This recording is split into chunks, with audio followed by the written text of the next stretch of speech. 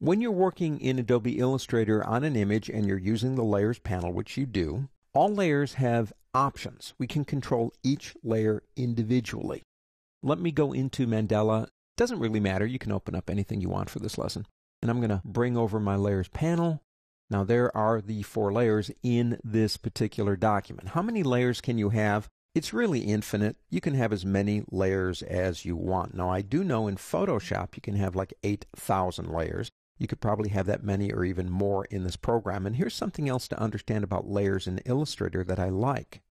When you add layers in Photoshop, you're adding file size because you're adding more areas to add pixels, and pixels are like bricks and they have weight. When you're adding layers in Adobe Illustrator, the layer itself really does not contain any weight because we're talking about math. So one of the advantages in Illustrator to really breaking up your documents into multiple layers is it's not going to impact complexity or file size. That's kind of cool. Let's do this. If I want to rename one, I can come up here and just click on that and rename it, which is relatively new. Every time you double-clicked on a layer a couple of versions ago, you always got the options. But now, like Photoshop and like InDesign, you can double-click right there and change the layer name. Maybe that's all you want to do. I want to change the options. So choose the layer you want to do that to and double-click over here, right there. And there are the layer options. Now, the first one's the name, which, of course, we can now do over here if we want to. And if that's all you want to do, just do it over here. The color, that's the color of the anchors and the paths. Remember, anchors and paths are essentially invisible.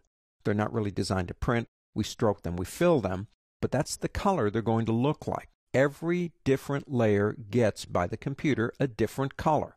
Now, most of the time, I'm more than happy to let the computer do that for me. Why not?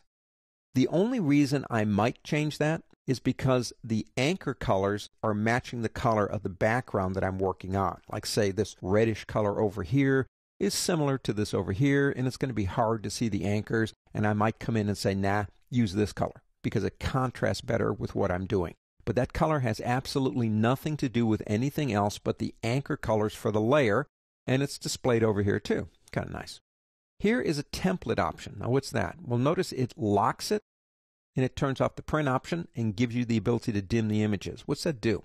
A template layer doesn't print. It's designed to help guide you.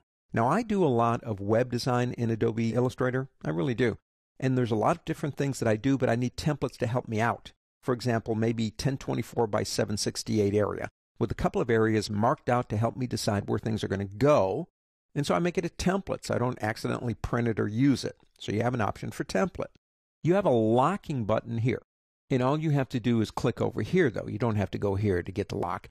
Same thing with show or hide. That's that same button that's over here. Now here's the print button. Why would you not want to print a layer?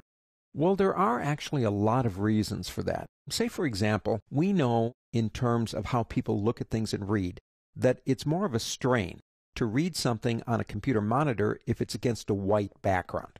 So I create an Adobe Illustrator document and I put a background behind it of, say, 20% gray. And it kind of mutes that white coming at you when you're reading text. But if you print it, I don't want you to waste a cartridge of ink printing gray on the back of your paper.